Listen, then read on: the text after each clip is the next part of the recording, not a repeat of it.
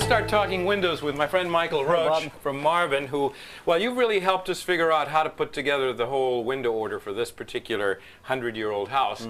And we do have some old windows that we're preserving with the beautiful ripple glimmer glass down below. And then we have other windows like this one, right? That's correct. I'm not sure that this is a 100-year-old window. I think, I don't know, you probably... It's an old one. It's an old one, but I think it's more like a 40 or 50-year-old window that was added into this dormer at some point during the last 40 or 50 years. And when you have something like this, it's almost not worth trying to repair it. Right. It's very difficult. I mean, you've got broken panes of glass in many places. You've got a fair amount of damage to the wood sill, some rot, and a lot of built-up putty and paint. And even if you went to great lengths to restore it and make it look pretty, you still have a very low technology product. Very much so. Let's talk about the technology of this window. Yeah, what we've been able to do is kind of keep the architectural integrity and restore what looks like an original unit, but put a lot of high technology into the glass.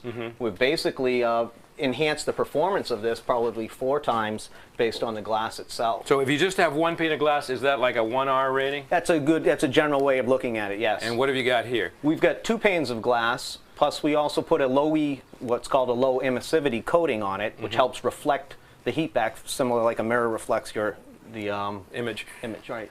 And of course, then we also have argon gas in the airspace, which also affects the heat and cold transfer. So what we have with these is an R4.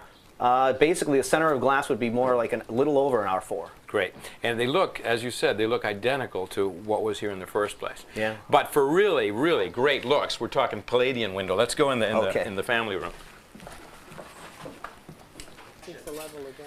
No, the idea with this family room was that even when your kids are going to college, it's nice to have one big room in a house that's going to draw them back. And this is meant to be both an entertainment center as well as a place for a pool table. And this is really going to make the room spectacular. Now, the origin of a Palladian window, you probably know more about this than I do. I don't know about that. Well, it has to do with Andrea Palladio, who was a 16th century Italian architect, and he designed a lot of neoclassical palaces around the Venice, Italy, the Veneto. But one of the things he liked to do was to very prominently place a round-topped window flanked by 2 flat ones, kind of in these proportions, in a very important part of a gable or a house. And this is a beautiful window. Now, I think the guys have got it all, you know, there's so much prep work involved in this, right? That's correct. We've basically custom sized some windows, and we're going to custom fit some sill nosing and casings onto it also. And they've got it all mocked up, but essentially it's 3 different windows that go in independently, right? That's correct. Okay. Now, do you have to take the sash out before you install them? It'll be the easiest in this application because we don't have any existing casing where you'd typically nail through the casing on an installation. We're going to take the sash out and the jam liners and screw through the frames. Okay, how do you take the sash out? Very simply, we could tilt the window up and press against the jam liners, and our sash will tilt in. And then you pivot them out like that? Correct. Okay, well, while you're taking all the sash out, I think I'm going to check in with architect Greg Rockland, who's joining us for a minute. Hi, fellas. Looks like a little medical caucus over here. I wanted to talk about the structure of the frame, because this is an unusual situation, right, Greg? Well, it is. There are 2 problems here. One, we removed the ceiling, which was bracing this outside wall. So the wall was never designed for this clear span. So the first thing we did was increase the thickness to 5.5 inches. But you don't really have a big roof load here. It's a gable end. It's a wind load problem, which actually the wind load is almost as great as the roof load. It's about 50 pounds a square foot, which is almost the same as the snow load. Interesting. And this high up off the ground, as you can see, you've got not protected by other buildings. You have a severe wind problem. There's no real windbreak. There's no taller building next to us. That's right. And so the way you've addressed it is with braces here. These are lead-in braces that are holding against the wind, and then this big heavy header. Actually, it's not a load problem, but it stiffens the wall and brings this load out to where the braces are. Okay, so it's basically stiffening it. And then we've framed independently for each of the 3 windows. Now, are you guys ready to install this? We think we are. We think you are. Yeah. And what's the first one? Come on in, let's grab it. Okay, and the first one is the centerpiece.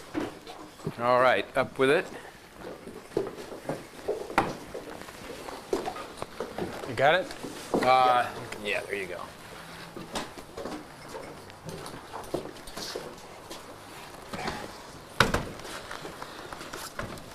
Okay, now this has to get plumbed from the outside? Danny would get it from the outside, and I'll handle it from the inside. There you go. Is this next? Yes.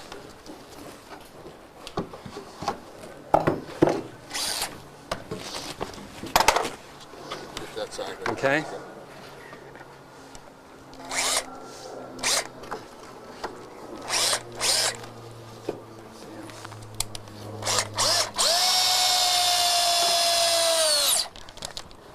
Okay.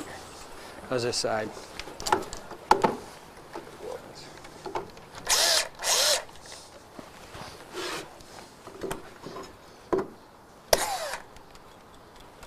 Is that up where you want it?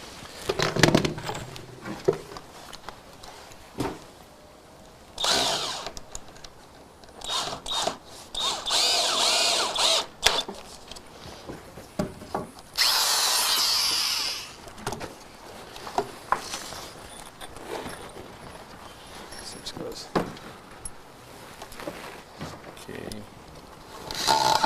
Good, you got that one? Yes. I'll get the side trim pieces.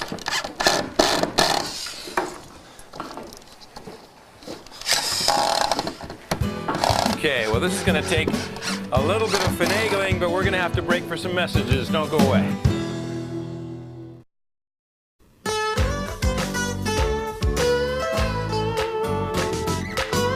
That's the last shim to trim down. Yeah. But there's still a couple more pieces to put up there, and we're going to have to move pipe staging around, aren't we? In order to get you up there?